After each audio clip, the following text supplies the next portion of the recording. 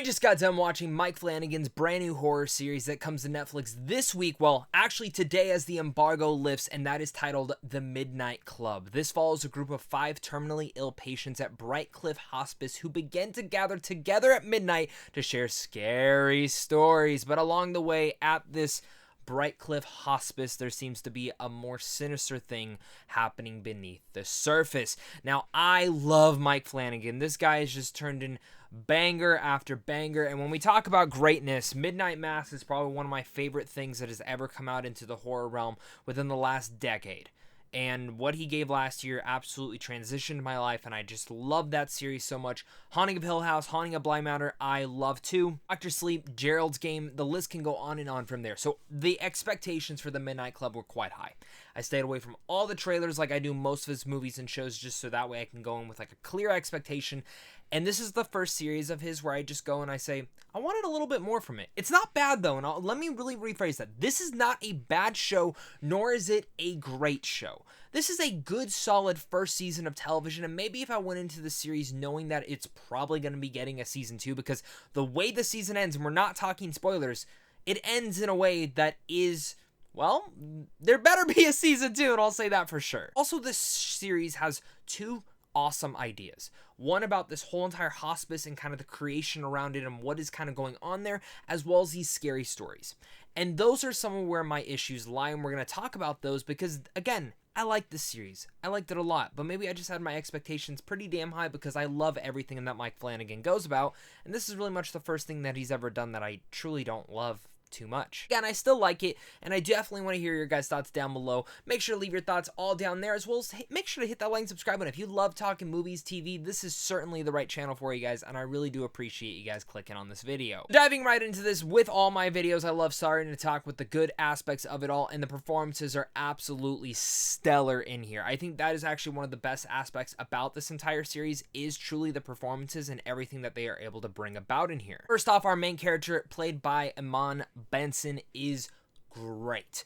She, like, from the very first episode to the very last, you are completely enwrapped in her story, and while she does make certain choices in here, the whole point, and this is one of the big things that I love about Mike Flanagan, is he might give you the good scares, the good jump scares, the good tension building up there, some good mythology all wrapped in there, but there's always these underlying themes and tones that he puts into there that I really love. You know, Midnight Mass was a lot about religion and faith, and what do you believe in, and how much should you believe in something, but then when you look at Bly Manor, and by the end of that story, you're like, this is a love story, and it really shapes your perspective when it comes down to about a bunch of ghost stories, such as that story itself. Within the Midnight Club, one of his big themes and thematics in here happened to be about, I mean, just survival and your choices. What does it mean to survive? What does it mean to come about into that level? And what do you want to do? What is the meaning of life? And this is like kind of like Mike Flanagan tackling that in a bit. And like, what does life mean to you? And what happens when you find out that life is coming to an end fairly soon? Iman Benson really dug into this wholeheartedly because she is a character that is diagnosed with a very terrible cancer and wants to rid of it right away. But how do you get to there? How do you come to those circumstances of figuring out, okay, I'm going to have to live with this. I only have this many months to die. What do I do next in here? What is your dedication to maybe finding out a way to get past that, to maybe heal yourself? These are things that I really love that Mike Flanagan was able to intersect in there, and I think Benson was able to use in a really great way. As well as Igby Rigney, who I think is, again, one of those characters that kind of falters into there. And in fact, each and every one of the kids in here has a performance in here that really relies into that meaning, like I mentioned. And I think Igby does another great job as Kevin. Ruth Codd as Anya does another fantastic job, and in fact, I think Ruth might give one of the best performances in this entire series, and personally, probably even my favorite one. Episode 7 is very much focused on her specifically, and it is one of the most twisting and turning episodes that is the episode that I think, if you're asking me what is the most memorable one of the season, it would be that one. Now, her character does have a couple issues because she, again, you understand where she's coming from, but she is very unlikable at first, which when it gets to that episode, the show is very hinged that you are caring about her. For me, I was, but for a couple other critics I talked to, they were not. So this is very much going to defer on who you are and who you're not and how you're feeling about this character, but definitely let me know down below. But her performance was wonderful and probably my favorite of the entire show. I mean, the list can go on and on with the rest of this cast, specifically even Chris Sumter, Aya, Anara Shamon, and Sirion Sapkoto, and even Idea. I understand that I probably, again, like I mentioned in a lot of my reviews, I'm really bad at pronouncing names. I'm really bad at just everything like that. But those performances, like every one of the kids in here really hits home. And they each get an episode that, for me, really levels into them, like gives them dedication, gives them understanding of how they work and their chemistry, their bond. You really come to feel them as a family in here. And that's one of the most important aspects of this entire show, is to get that family aspect. If you don't have that family aspect within a couple of episodes, you are going to miss out on that. And thankfully, they were able to develop that in more. Also, it's not just centered on the kids. There are some adult characters in here that I'm going to stay away talking about because there is some central spoilers to them. But each and every one of them were fantastic. Specifically one, which you'll find out about in a bit, but I do have a con when it comes down to that as well. It's a horror show. So how is the horror? Well, the horror is very mixed and matched in tones. This is actually where I'm going to come down to some of my mixed aspects of the entire show. Now, I think some of the horror and some of the jump scares really do give you those goosebumps right underneath your skin and right into your spine. And when Mike Flanagan makes it work, he makes it work. And I understand that he wasn't the only one that directed the series, so I do have to give a shout out to a couple of the other directors in here, such as Axel Caroline and Viet Nyong, who I think each and every one of them does a great job of bringing this story to life. And again, continuing to further out that development. It's like Mike Flanagan handpicked these people for a reason. And I have no issues when it comes down to the directing, because in fact, I found the horror to work. What I am a little bit mixed on is the scary stories that they decide to tell throughout this story. Now, each and every one of them are filmed in some of the most unique matters that you would see. And in a way, this show is an anthology story.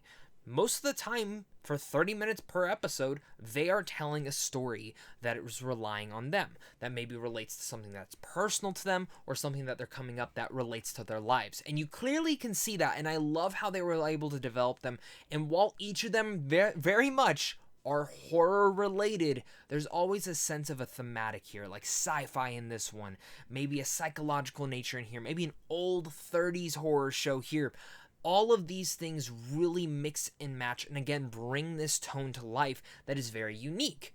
The problem with that is, and why I'm a little bit mixed, is if you are not invested in one of these stories, just like any anthology show or movie, it's going to drag. And some of these episodes definitely hit some pacing elements within those. And, you know, maybe you'll find differently for some of the stories, but I actually kind of do wish that the stories would have been a little bit shorter, to be honest. I think you probably could have cut them up to at least 20 to 15 minutes at most, and then you could have really furthered it out, because that is where one of my issues lie in this series. And maybe it's just because I thought this was going to be a limited series, but it clearly is being held open for a sequel. I wanted a little bit more from the entire story.